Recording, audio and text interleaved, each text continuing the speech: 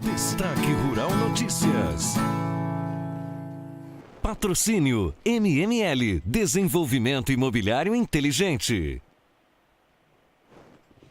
A gente começa trazendo as informações internacionais e eu tenho aqui algumas informações sobre o café, né? Dados que foram divulgados pela Embrapa Café, que o consumo mundial de café no ano safra 2017-2018 está estimado em 162 milhões de sacas de 60 quilos.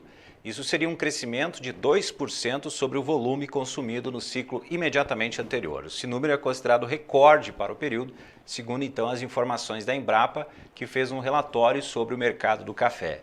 Desde o ano cafeiro 1990-1991, quando o volume consumido foi de 90,28 milhões de sacas, a taxa de crescimento média do consumo mundial é de 2% ao ano, tendo acumulado aumentos de quase 80% desde então esse ano. Em 2017 e 2018, o consumo mundial de café está principalmente concentrado na América do Sul, que tem um volume aí de 26,974 milhões de sacas, ou 3,3% superior ao consumo de 2016 e 2017, e atribui parte significativa desse crescimento ao Brasil. Ainda no ciclo 17 e 18, o consumo mundial está estimado em 3.555.000 sacas, superior à produção mundial de café, cujo volume é de 158.560.000 sacas de 60 quilos. Também temos informação aqui relacionada aos produtos lácteos. Durante uma reunião para tratar sobre o acordo de livre comércio entre Mercosul e União Europeia, representantes da indústria leiteira solicitaram que os seus produtos fiquem de fora do acordo, segundo informações da OCB, que é a Organização das Cooperativas Brasileiras. A reunião entre os representantes do setor leiteiro ocorreu durante a realização do 15º Congresso Pan-Americano de Lácteos, realizado pela FEPALI, organismo internacional de representação do setor leiteiro, que também apoia o posicionamento dos produtores e da indústria leiteira quanto à supressão do leite no Acordo de Livre Comércio. De acordo com a OCB, representantes do setor leiteiro dos países do Mercosul são contrários à entrada do leite e seus derivados no Acordo de Livre Comércio, pois entendem que as barreiras sanitárias e a política de incentivo à produção vão comprometer a viabilidade do setor nos 5 países que integram o bloco. Durante esse cenário, representantes do Brasil, Argentina, Paraguai, Uruguai e Chile decidiram então elaborar um documento destinado aos governos de seus países para demonstrar o posicionamento do setor, que por unanimidade diz que é contra a entrada dos produtos lácteos no Acordo de Livre Comércio com a União Europeia. Hoje nós temos um assunto bem interessante para falar com um convidado nosso. A empresa brasileira de pesquisa agropecuária Embrapa realizou uma pesquisa que ouviu mais de 1.700 famílias em várias regiões do país para um estudo relacionado ao desperdício de alimentos no Brasil. E sobre esses dados, vamos falar agora ao vivo com Gustavo Porpino, ele que é analista da Embrapa e também líder do projeto Diálogos Setoriais União Europeia-Brasil. Gustavo, muito obrigado por ter aceitado a nossa solicitação de conversar com a gente sobre esse assunto muito interessante. Boa tarde, seja bem-vindo. Boa tarde, Cristiano, amigos do Destaque Rural. É um prazer conversar com vocês sobre um tema tão relevante, de relevância social, ambiental e econômica, quanto perdas e desperdício de alimentos. Bom, como você falou, é muito importante, né, essa pesquisa. E primeiro a gente quer entender que pesquisa que é essa, inclusive ela é em parceria da Embrapa com a Fundação Getúlio Vargas, ela tem dados de outros países também. Como é que está funcionando essa pesquisa, Gustavo? Essa pesquisa faz parte de um projeto nos Diálogos Setoriais União Europeia-Brasil. Ela é financiada pela Comissão Europeia e, por meio dessa parceria entre a Embrapa e a Fundação Getúlio Vargas, nós conseguimos fazer uma pesquisa bastante abrangente, que cobre todas as regiões geográficas, todas as classes sociais. Então, como você bem disse, Cristiano, foram ouvidas 1.764 famílias. Dessa amostra, em torno de mais ou menos a metade dos respondentes são da região sudeste, aí no sul foram 12% dos respondentes, 30% do nordeste, então a gente cobriu todas as regiões e também todas as classes sociais. Em torno de 40% da amostra são famílias de classe C. Isso é importante porque o Brasil Brasil real, eu costumo dizer que o Brasil real é mais a classe C, a classe média baixa, mas ainda somos um país predominantemente de classe média baixa, e se a gente quiser construir políticas públicas de alto impacto, é muito importante conhecer, compreender melhor o comportamento de consumo dessas famílias de classe média baixa. Bom, a gente certamente quer conhecer um pouquinho mais desses dados, mas primeiro a gente gostaria de perguntar para ti, assim, essa pesquisa ampla que foi feita, ela chegou a que resultados aí específicos que vocês, porque como é uma pesquisa nacional, antes desses dados, é a primeira vez que a Embrapa faz esse tipo de pesquisa? Como é que se enquadra aí essa pesquisa em termos de primeiras vezes ou não? Já teve outras em setores diferentes, em momentos diferentes? Como é que se enquadra essa pesquisa? A Embrapa atua fortemente mais dentro da porteira. Então, existem diversos projetos da Embrapa, por exemplo, voltados para a redução de perdas pós-colheita na cadeia de hortaliças, algumas cadeias de grão, como soja, como trigo, arroz também. E agora nós resolvemos voltar o olhar para o final da cadeia. É importante a gente ter essa orientação no marco, vamos dizer assim, compreendendo melhor o final da cadeia, porque a mudança de comportamento do consumidor positiva pode ter impactos positivos em diversos elos da cadeia. No Brasil é um caso peculiar quanto às perdas ou desperdício de alimentos, porque nós não concentramos o problema apenas na etapa de produção e escoamento da safra. Nós sabemos que a infraestrutura logística, né, precisa melhorar bastante para que as perdas no escoamento da safra sejam reduzidas. O Brasil tem vencido, sim, o desafio de quebrar recordes de produtividade. A produtividade do arroz, por exemplo, no Brasil, no intervalo de 1997 a 2017, em 20 anos, aumentou 4 vezes.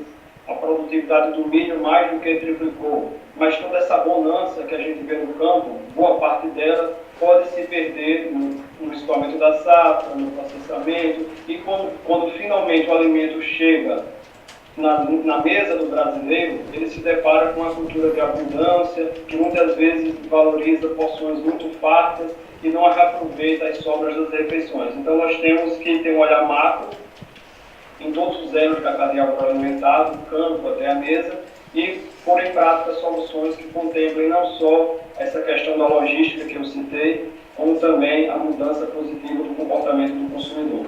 O que nos chamou muito a atenção na pesquisa é que nós esperávamos que o desperdício de alimentos na classe C, na classe média baixa, fosse menor do que nas classes A e B. Mas, com base nesses dados, na análise dos dados de todos os respondentes, a gente não tem como afirmar isso. O desperdício de alimentos no Brasil, no âmbito das famílias, está em todas as regiões, em todas as classes sociais, o que explica, de fato, a diferença entre as famílias que desperdiçam muito alimento e as famílias que desperdiçam pouco, são os fatores comportamentais.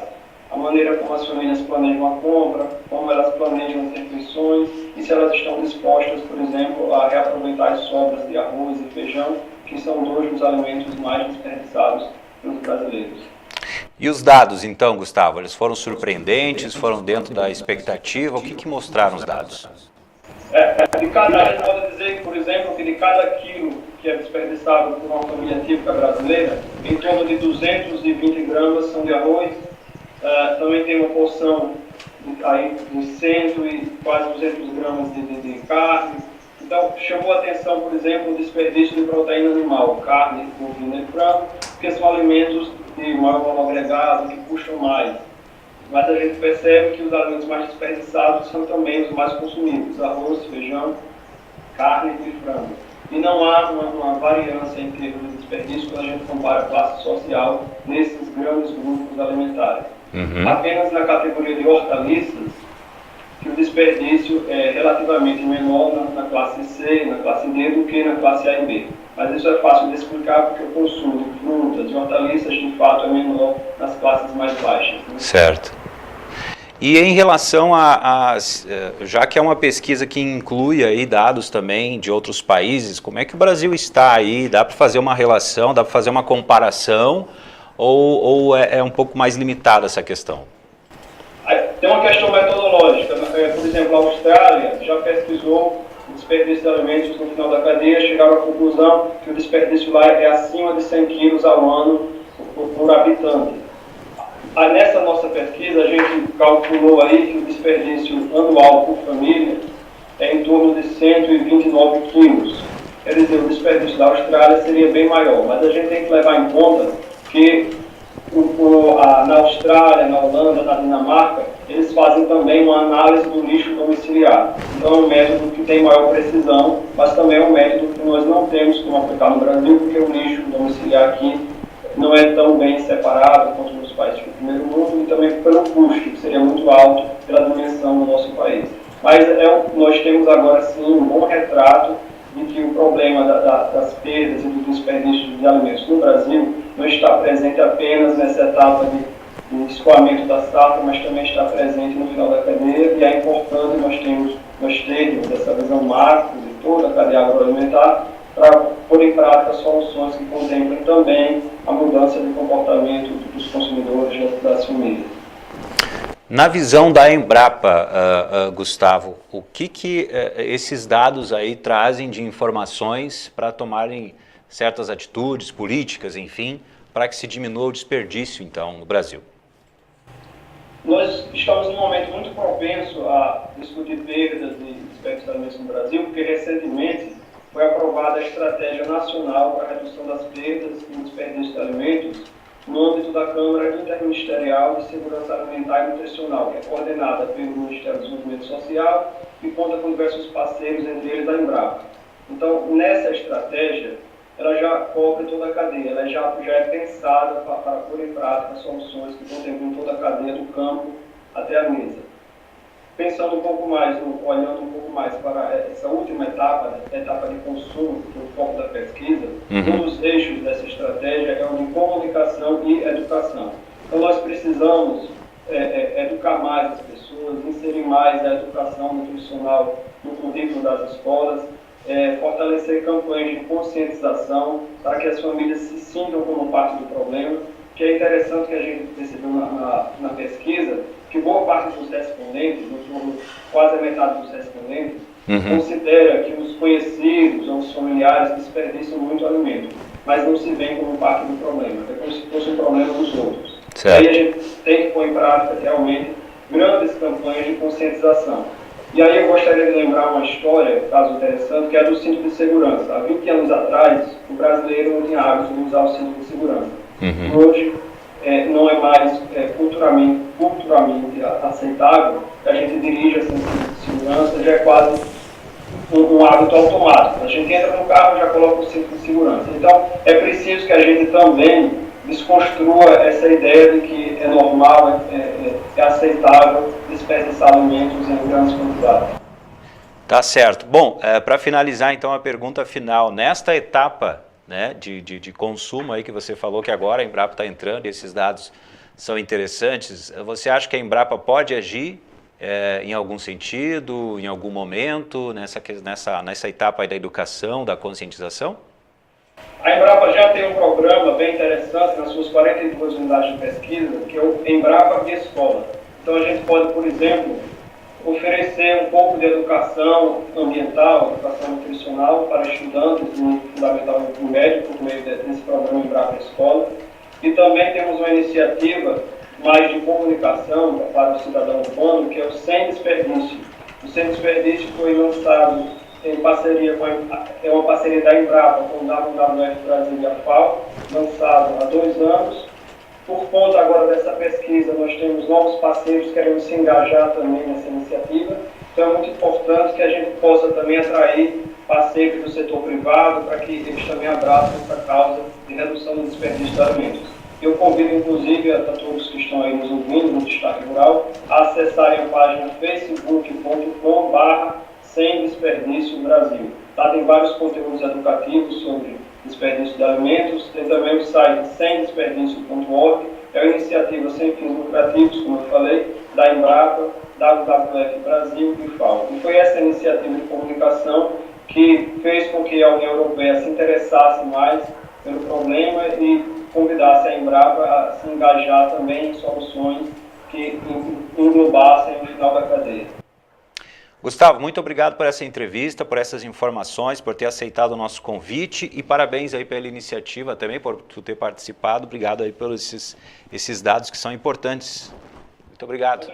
Vou falar um pouco do trigo agora, porque o diretor de abastecimento e comercialização do Ministério da Agricultura, José Maria dos Anjos, disse hoje que o setor de trigo precisa avançar no fechamento de contratos antecipados da safra como estratégia para garantir renda, algo que já ocorre em outras cadeias produtivas, como soja, milho e algodão.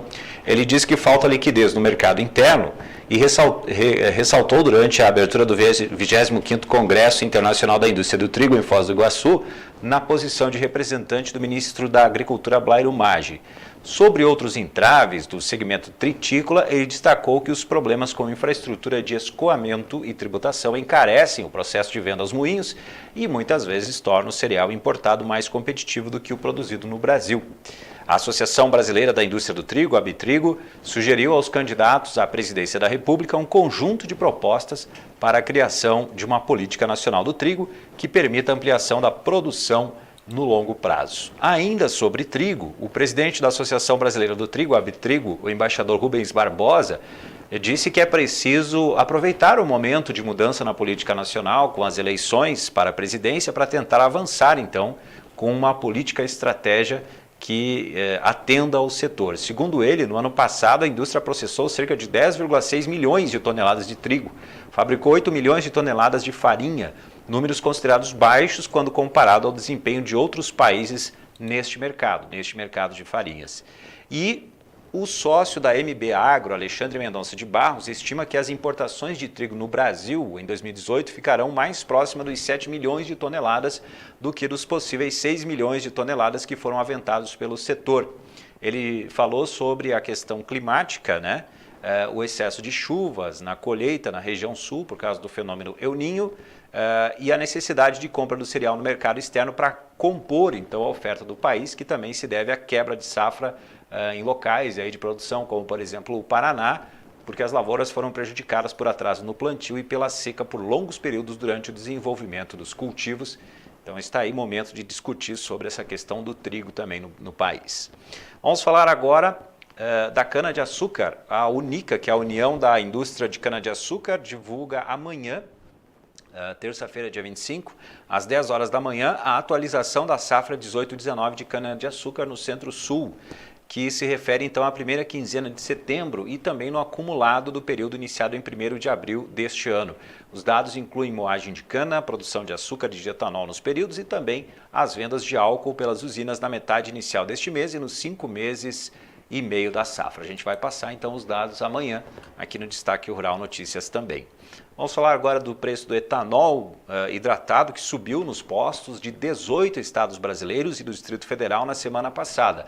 Levantamento feito pela Agência Nacional do Petróleo, Gás Natural e Biocombustíveis, a ANP, mostra que na média dos postos brasileiros houve alta de 0,82% no preço do etanol na semana passada. A maior alta percentual entre todos os avaliados foi 2,64% no Amapá. A maior baixa no preço do biocombustível na semana passada foi no Amazonas, 1,83%. Mesmo com as altas consecutivas, os preços médios do etanol continuam vantajosos sobre os da gasolina em 5 estados entre os maiores produtores do país: São Paulo, Minas Gerais, Paraná, Goiás e Mato Grosso. MML, construtora e incorporadora, invista em projetos preparados para o futuro. MML, construtora e incorporadora, desenvolvimento imobiliário inteligente. Vamos agora ao clima. A gente começa então a previsão do tempo pela região sul para amanhã, terça-feira, dia 25 de setembro. A gente pode ver pelo mapa aqui, né? Tem uma previsão de bastante chuva, especialmente na região mais ao sul ali do estado, da região sul, né? Tempo seco no norte do Paraná, diz a previsão. Dia de chuva com temporais no Rio Grande do Sul. No centro-oeste, leste e sul de Santa Catarina, sol entre nuvens com períodos de nublado e chuva que pode ser forte e volumosa. Chuva com raios à tarde nas demais áreas do sul. Agora a região centro-oeste para amanhã, terça-feira, 25 de setembro, a gente vê ali uma parte, né, que tem previsão de instabilidade. Sol o dia todo, calor e tempo seco no leste de Mato Grosso do Sul, em Goiás e Distrito Federal. Demais áreas do centro-oeste tem sol e pancadas de chuva com raios, principalmente a partir da tarde. Essa então é que é a previsão para amanhã, terça-feira, na região centro-oeste. Vamos agora às cotações.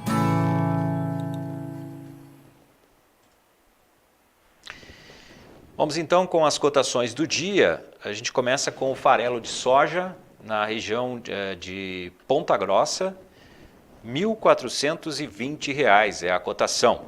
Temos aqui também na região de Paranaguá, farelo de soja, R$ 1.410.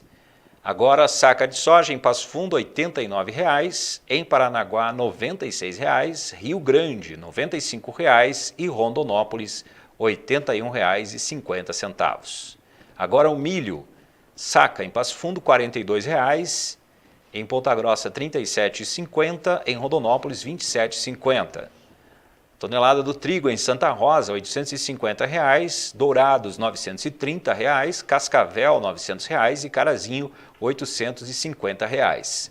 O arroz em casca, em Pelotas, R$ 45,40, Cachoeira do Sul, R$ 45,70, Jaraguá, R$ 48,50. O feijão em Ponta Grossa, R$ 102,50.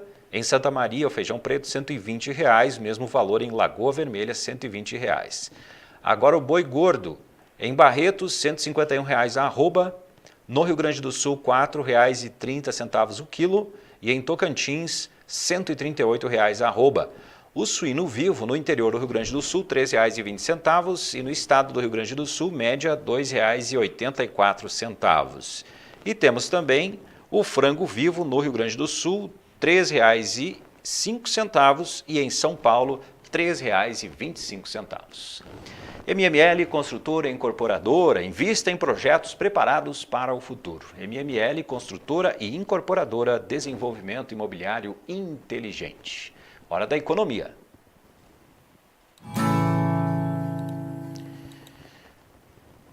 Nos assuntos relacionados à economia, a gente começa falando do Boletim Focus. Toda segunda-feira o Banco Central divulga então os dados do setor financeiro, né, as expectativas e projeções para alguns setores, para alguns indicadores econômicos. Por exemplo, hoje a gente percebeu ali que, no que diz o Banco Central, né, o mercado está esperando 4,28% de inflação para este ano de 2018. O que chama a atenção é que na semana passada a projeção estava em 4,09% e agora então subiu para 4,28%. Para o ano que vem, a projeção da inflação subiu também de 4,11% para 4,18%. Em relação à taxa básica de juros, a taxa Selic, deve se manter nesse mesmo patamar que está, 6,5% até o final do ano. Essa é a projeção aí do mercado. Para o ano que vem, aumenta gradativamente a taxa e fecha o ano de 2019 em 8%. Em relação ao crescimento econômico, a previsão para este ano caiu de 1,36% para 1,35% e para o ano que vem continua em 2,5% de crescimento econômico. Em relação ao câmbio, a expectativa para a cotação do dólar subiu de 13,83 para 3,90 no fim deste ano e de 13,75 para 13,80 ao término do ano que vem, 2019. Hoje também foi divulgado que a dívida pública federal, que inclui endividamento interno e externo do Brasil, aumentou 0,98% e passou de 3,748 trilhões em julho para 3,785 trilhões em agosto. Os dados foram da Secretaria do Tesouro Nacional do Ministério da Fazenda. Hoje também foi divulgado pela Confederação Nacional da Indústria, CNI, que a atividade industrial de agosto chegou a 69% da utilização da capacidade instalada, um dado que significa um ponto percentual a mais que em julho, indicando aí um movimento de queda na ociosidade na indústria, segundo a CNI. É o maior valor para o mês registrado desde 2015. Hoje também foi divulgado a confiança do consumidor, pela Fundação Getúlio Vargas, recuou 1,7 ponto de agosto para setembro. Chegou a 82,1 pontos em uma escala de 0 a 200. E com esse resultado, o índice está retornando ao nível de junho passado, quando a confiança tinha sido abalada pela greve dos caminhoneiros, segundo os dados. Também hoje, começaram a valer as novas taxas de juros de financiamento imobiliário da Caixa Econômica Federal. No último dia 14, o banco informou que reduziu em 0,75 ponto percentual as taxas de juro do crédito para a compra de imóveis enquadrados no Sistema de Financiamento Imobiliário, o SFI. E, para terminar, antes do comentário, esta é a última semana, então, só para lembrar, quem está assistindo a gente, para que todos os cotistas do fundo dos programas PIS e PASEP saquem o benefício fora dos critérios previstos em lei. Prazo que termina sexta-feira, dia 28. Conforme determina a lei, a partir do dia 29, então, de setembro, os saques voltarão a ser permitidos somente para os cotistas que atendam a um dos critérios habituais. Ou seja, pessoas com 60 anos ou mais, aposentados, herdeiros de cotistas, pessoas em situação de invalidez ou acometidos por doenças específicas.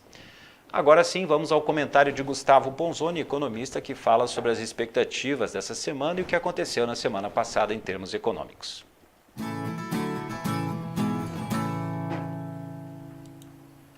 Olá pessoal, mais um fim de tarde então, mais uma segunda-feira, retrospectiva da última semana.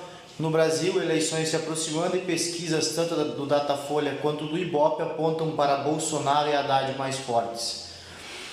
Em termos de indicadores da última semana, resultado do IBCBR, considerado uma prévia do PIB, teve expansão de 0,57 em julho, ante junho, na série com ajuste sazonal. Copom manteve a Selic em 6,5% como esperado, ressaltando os desafios do cenário externo e a necessidade de reformas para o cenário interno. Por fim, IPCA 15 de setembro sobe 0,09 ante 0,13 em agosto, acumulando alta de 3,23 no ano. Então é aumento de 4,28% em 12 meses. Na mediana, analistas previam alta de 0,17. No exterior, Estados Unidos anunciou tarifa de 10% sobre os 200 bilhões de bens chineses e afirmou que pode aumentar para 25% no próximo ano. China prometeu reagir, o que acabou acontecendo, que poderia desencadear mais medidas do lado americano, gerando mais risco ao crescimento mundial. Então segue essa desavença para essa semana. Perspectivas no âmbito interno, foco para resultados de sondagem do consumidor, da construção do comércio e da indústria e resultados da taxa de desemprego nacional, PNAD. No exterior, principal evento é a decisão da FONC e discurso do presidente do Fed, Jerome Powell. E aí ainda nos Estados Unidos, resultado de confiança do consumidor e PIB do segundo trimestre. Certo, pessoal? Bom final de tarde a todos. Até semana que vem. Um abraço.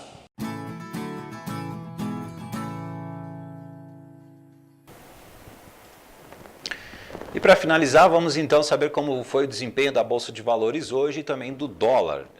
Antes, o que dizem os analistas, que depois das pesquisas eleitorais animarem os investidores com a liderança do candidato Jair Bolsonaro, levou o Ibovespa a subir na semana passada 5,15%. O mercado está começando agora a se preocupar já com o cenário de segundo turno.